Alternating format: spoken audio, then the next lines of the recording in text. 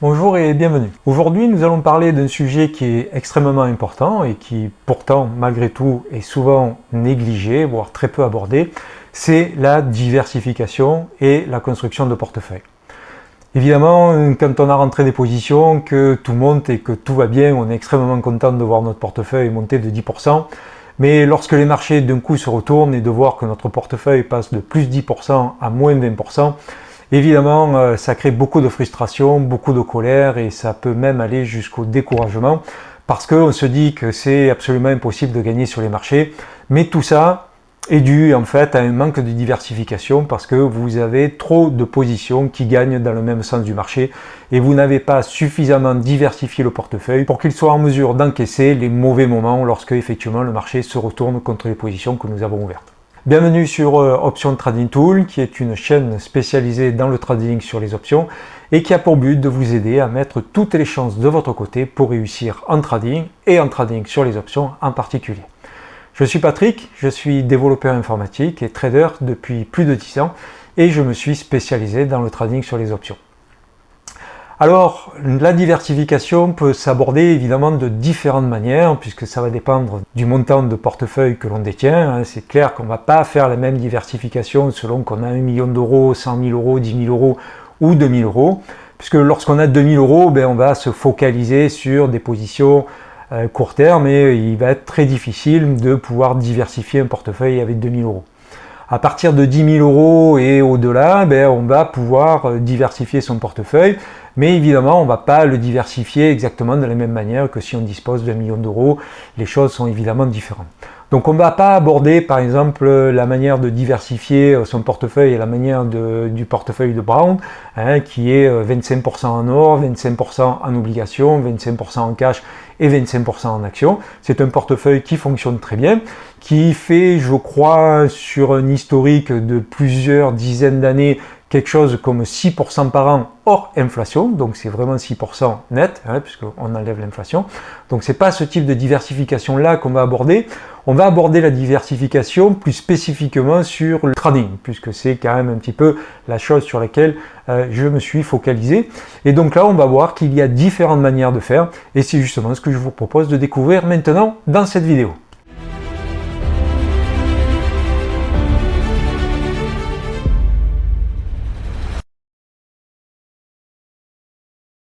Donc comme je vous disais en préambule, le but de la diversification et donc de la création de portefeuille, c'est d'éviter les à-coups de marché. Parce que si on a des positions qui sont ouvertes dans le même sens du marché, à savoir la hausse, alors effectivement, lorsque le marché va monter, on va avoir une belle progression, mais lorsque le marché va corriger et va aller dans l'autre sens, on va avoir énormément de corrections sur notre portefeuille également, et on va donc avoir un portefeuille qui va monter fortement et baisser fortement, et ça forcément ça va beaucoup jouer sur nos émotions et beaucoup sur nos peurs, et la peur, on le sait, nous amène à prendre des décisions qui vont être complètement à l'encontre d'une bonne gestion.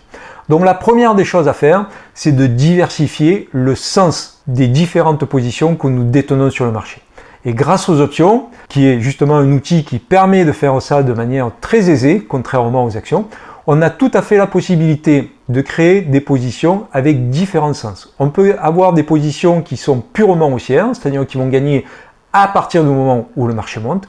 On va pouvoir créer des positions qui vont gagner si le marché stagne, baisse un peu ou monte. Des positions qui vont gagner si le marché reste dans une situation neutre, c'est-à-dire il reste en range. Et on va pouvoir également ouvrir des positions si le marché baisse. Donc certes, si le marché a un biais haussier, on va répartir ces positions de manière différente. On va avoir par exemple, pour 100%, on va par exemple avoir 40% de positions haussières, on va avoir 30% de positions haussières à neutre à légèrement baissière, et on va pouvoir avoir 20% de positions qui sont elles neutres et 10% de positions baissières. Ainsi, certes, lorsque le marché va monter, les positions que nous avons baissières peut-être vont baisser, donc on va perdre de l'argent, donc on va gagner moins globalement sur le portefeuille puisque les positions qui elles sont à la hausse vont gagner.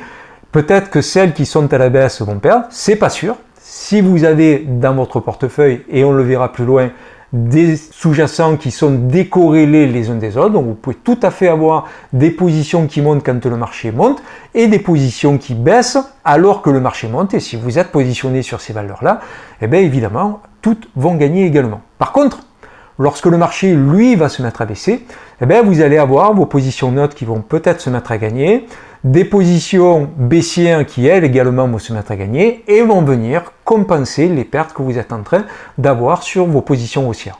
Ainsi, plutôt que de subir les soubresauts du marché, alors certes, vous ne gagnerez peut-être pas 10% quand ça va monter alors que vous n'aviez que des positions haussières, vous ne gagnerez peut-être que 7% au lieu de 10%, mais par contre, alors qu'on l'a donné en exemple, on passait de plus 10% à moins 20%, ben là, plutôt que de passer de 8 à moins 20%, vous allez peut-être passer de 8% de gain à peut-être moins 2 ou 3% de perte, voire peut-être même être en gain. Ce qui évidemment, en termes de soubresaut, est nettement plus intéressant que de passer à plus 10 à moins 20. Ensuite, une deuxième manière de faire de la diversification, c'est d'avoir une diversification sur les dates d'expiration. Donc vous pourriez par exemple avoir un portefeuille dans lequel vous avez des dates d'expiration à 20 jours, d'autres à 40 jours et d'autres à 60 voire 80 jours. Ainsi, toutes vos positions n'arriveront pas à échéance au même moment et ça c'est très important puisqu'au fur et à mesure que vous rapprochez de l'échéance et donc de l'expiration de vos positions, en fait l'exposition au gamma va faire que vos positions vont être nettement plus sensibles au décalage du sous-jacent. Et donc vous allez avoir beaucoup plus de volatilité dans votre portefeuille. C'est la raison pour laquelle en ayant des positions à 20, 45, 60 ou 80, toutes ne vont pas arriver en même temps. À supposer maintenant par exemple que vous ayez une prédilection pour des DTE, donc date d'expiration à 45 jours, et que vous souhaitiez par exemple avoir 80% de vos positions à 45 jours, ben plutôt que d'ouvrir toutes vos positions en même temps, vous en ouvrez par exemple 3 à 4 à 45 jours, vous attendez 12 jours, le cycle de volatilité est à peu près de 12 jours, raison pour laquelle vous allez attendre une douzaine de jours. Là, vous ouvrez à nouveau 3-4 opérations et vous faites ça tous les 12 ou 15 jours en fonction du nombre d'opérations que vous souhaitez avoir simultanément ouvertes sur le marché. Ainsi, lors de la première arrivée d'expiration, ce n'est pas tout votre portefeuille qui va arriver à expiration à 45 jours, ce sont les 3-4 premières que vous avez ouvertes. Vous en ouvrez à nouveau à 45 jours, dans 15 jours ou 12 jours, en fonction du cycle de volatilité, à nouveau 3-4 positions vont arriver à expiration, etc. Et comme ça, vous avez un roulement et qui fait que du coup, votre portefeuille n'est pas aussi sensible au décalage des sous-jacents que si vous aviez toutes vos positions ouvertes à la même date d'échéance et arrivant à la même date d'expiration. Et ça, c'est également un moyen de réduire la volatilité et donc le risque de votre portefeuille. Ensuite, la troisième manière de faire, et j'en ai vaguement parlé lorsque je parlais de la première, c'est d'utiliser des stratégies sur donc, des sous-jacents qui ne soient pas corrélés les uns des autres. Donc par corrélation, évidemment, il s'agit de voir si toutes vos stratégies montent ou baissent en même temps. Et ça, ce n'est pas la meilleure des choses. Donc il vaut mieux avoir des stratégies qui montent d'une certaine manière, d'autres qui montent un petit peu moins, voire qui baissent un petit peu, mais qui vont se mettre à monter lorsque les autres se mettent à baisser. Et ainsi, vous allez avoir un lissage donc de votre risque et vous allez avoir une meilleure courbe des gains plutôt que d'avoir une courbe des gains qui monte extrêmement vite à certaines périodes et qui rebaisse extrêmement vite lors d'autres périodes. Et ça, c'est vraiment une très très bonne manière en fait de gérer un portefeuille. C'est donc d'utiliser des actifs qui sont décorrélés les uns des autres et encore mieux, des stratégies qui sont décorrélées les unes des autres. Alors à partir de là, évidemment, vous pourriez vous dire, oui, effectivement, c'est super bien de pouvoir avoir des portefeuilles construits de cette manière-là, mais c'est extrêmement complexe à mettre en place parce qu'il faut faire tout un tas de calculs, il faut des fichiers Excel, enfin, etc. Eh bien, j'ai justement, parce que je suis également trader et que je suis passé par ces différentes phases et que j'ai appris et compris la nécessité donc de diversifier et de construire des portefeuilles tels que ceux que je viens de vous décrire, j'ai justement développé un outil qui va vous permettre de pouvoir, parmi les stratégies qui ont dans un premier temps été backtestées et qui ont donc des résultats statistiques, la possibilité donc de créer des portefeuilles à partir d'un ensemble de stratégies. Vous avez également un outil qui va vous permettre en fait de créer vos propres backtests et ainsi de pouvoir backtester vos propres stratégies sur un ensemble de valeurs. Et ensuite, vous allez pouvoir les assembler et construire des portefeuilles. Et ensuite, ces portefeuilles, vous allez pouvoir les regarder les uns par rapport aux autres, histoire de voir si les portefeuilles ont plutôt tendance à se compléter, à être corrélés, décorrélés, etc. Et ainsi affiner votre stratégie. Donc par exemple, l'outil que vous avez là maintenant sous les yeux, c'est justement l'outil de création de portefeuille. Donc là, vous avez tout un ensemble de stratégies qui ont déjà été préalablement backtestées, donc vous avez plus de 1000 stratégies, et vous avez des filtres qui vont vous aider quant au choix des stratégies que vous voulez faire. Et donc, vous allez pouvoir les filtrer. Donc vous voyez que vous pouvez filtrer le sens, donc prendre neutre, haussier, baissier, même la stratégie d'option que vous voulez, put crédit spread, call debit spread, etc. Vous allez pouvoir choisir le secteur, si vous voulez plutôt être dans l'énergie, les financières, etc. Ainsi, vous allez également pouvoir diversifier en fonction des secteurs. Vous allez pouvoir choisir votre risque. Ainsi, vous n'afficherez grâce au filtre que les stratégies dont le risque ne va pas au-delà d'un certain montant et qui est le montant que vous aurez déterminé. Vous allez pouvoir, comme je vous parlais de diversification par rapport à la DTE, donc date to expire, donc la date d'expiration, vous pouvez choisir donc la DTE. Et ensuite, vous pouvez afficher le résultat en fonction du ROI, du max drawdown, du taux de réussite, etc. Alors, pour vous donner un exemple, par exemple, si on choisit ici Microsoft, Amazon et NVDA, par exemple, donc vous voyez également que vous avez ici donc le coefficient de corrélation par rapport au SPY, puisque je vous ai dit que le coefficient de corrélation était également un élément important à prendre en compte quant au choix des stratégies ou des valeurs qu'on allait utiliser dans le cadre de la création de ces portefeuilles. Donc là, vous avez la corrélation au SPY. Donc ensuite, en cliquant sur le bouton afficher graphe, et bien ici, vous avez le graphe de chacune des equity curves des stratégies que vous avez sélectionnées. Ainsi, par exemple, on va pouvoir voir que la stratégie en rouge ici qui se met à perdre, eh bien, il n'y a pas de trade qui est ouvert sur la stratégie en vert. Ainsi, ça nous permet de voir que déjà, au moment où il y en a une qui est en perte et qui est positionnée sur le marché, l'autre n'est pas sur le marché, donc déjà vous avez réduit votre risque. Ici, on voit que les deux se mettent à gagner. Ensuite, on peut voir ici que, alors que la verte, par exemple, n'est pas dans le marché, on voit que la rouge, elle, de son côté, est dans le marché et empile les trades gagnants. Et donc, du coup, ça permet, en plus, dans la mesure où il y a une stratégie qui est sur le marché et l'autre qui n'y est pas, ça permet de réduire son exposition au marché. Alors, ce n'est pas l'exemple parfait de corrélation, mais en tout cas, on voit qu'avec un outil tel que celui-ci, on a tout à fait la possibilité de comparer les stratégies les unes par rapport aux autres, et ainsi de pouvoir voir quelles sont celles qui ont tendance à se compléter par rapport aux autres. Ensuite, une fois que vous aurez créé vos portefeuilles de stratégie, vous pourrez aller dans l'édition et vous pourrez comparer chacun des portefeuilles que vous avez créés, les uns par rapport aux autres, histoire de voir s'ils se comparent. Donc ce que je propose et je préconise toujours aux personnes qui utilisent l'outil, c'est de créer des portefeuilles, par exemple, de stratégie haussière, des call debit spread par exemple. Vous créez votre portefeuille. Ensuite, vous créez un portefeuille de stratégie baissière, de stratégie neutre, etc. Et ainsi, en fonction de la manière dont le marché évolue, vous allez surpondérer ou sous-pondérer un type de stratégie. Si vous pensez que le marché est plutôt globalement haussier, vous allez avoir 40 à 50% de stratégies vraiment haussières. Vous aurez 30 ou 20% de stratégies légèrement haussières, à négative, à neutre, et des neutres, etc. Et par contre, si le marché est baissier, évidemment, vous aurez une prépondérance de stratégie baissière plutôt qu'une prépondérance de stratégie haussière.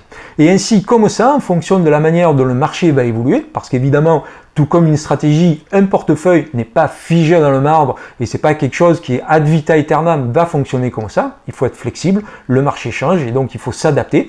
Vous allez pouvoir donc remodeler vos stratégies. À nouveau, pourquoi pas, si le marché venait rentrer dans un bear market de plusieurs années, changer et transformer vos portefeuilles et les reconstruire de sorte à ce que, à nouveau, ils s'adaptent aux conditions actuelles de marché. Et ensuite, vous allez sous-pondérer, surpondérer en fonction de vos aspirations du marché et évidemment de la complémentarité et de leur exposition aux risques respectifs. Et pour vous aider également à faciliter la création de portefeuilles, j'ai créé un outil qui va vous permettre en fait d'exporter la totalité de la base de données, de la totalité des stratégies qui sont actuellement dans la base de données, de les exporter vers par exemple ChatGPT ou Gemini, etc. Il y a des prompts qui sont pré-écrits et qui sont accessibles sous l'interface que vous avez là maintenant sous les yeux et avec lesquels vous allez pouvoir interagir donc avec l'intelligence artificielle et c'est elle qui va vous créer vos propres portefeuilles. Ainsi, vous allez gagner énormément de temps parce que vous allez pouvoir lui mettre les critères de ROI, de max drawdown, de nombre de trades, etc. Lui donner la répartition entre les stratégies haussières, neutres, etc. Et c'est l'intelligence artificielle qui va, sur la base de la totalité des stratégies que vous allez lui remettre, et qui sont en l'occurrence celles qui sont dans la base de données, l'intelligence artificielle va vous créer votre portefeuille sur mesure. Ainsi, vous ne perdez pas de temps et vous aurez quelque chose qui correspondra parfaitement à ce que vous souhaitez mettre en place. Alors bien sûr, si vous êtes intéressé par ces outils, vous avez un lien en description qui vous permettra de bénéficier d'un mois gratuit et d'une heure de coaching. Un mois gratuit pour que vous puissiez les utiliser et juste voir comment les choses se passent. Une heure de coaching pour que je puisse vous former à l'utilisation des outils et qu'ainsi vous ne perdiez pas de temps. Mais vous avez également la possibilité de me contacter directement par téléphone ou de prendre rendez-vous sur Calendly. Et ainsi, je vous rappellerai, on pourra avoir un échange et donc je pourrai vous expliquer plus explicitement et plus en profondeur la totalité des outils que je mets à votre disposition. Donc en résumé, on vient de le voir, la diversification, c'est vraiment quelque chose d'essentiel et de très important dans le cadre de son activité de trading. Donc on a vu qu'on pouvait diversifier sur les DTE, sur la corrélation et décorrélation et sur les sens de marché et de choisir différents types de stratégies. Bon, j'espère que cette vidéo vous aura appris des choses et vous permettra bien sûr d'être encore meilleur dans votre trading et vous permettra de mettre toutes les chances de votre côté pour réussir dans le cadre du trading. Je suis également très impatient de connaître vos avis sur ce que je vous ai présenté. N'hésitez pas évidemment à agrémenter soit de vos questions, soit de vos commentaires, parce que vous avez, vous, une approche complètement différente de la mienne en ce qui concerne les diversifications, voire vous avez la même, mais il y a peut-être des points que j'ai omis, voire que vous souhaiteriez voir clarifier.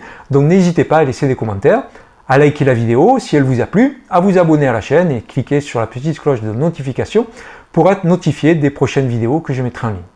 Merci à nouveau d'avoir suivi cette vidéo jusqu'au bout et quant à moi, je vous dis, en tout cas je l'espère, à très bientôt.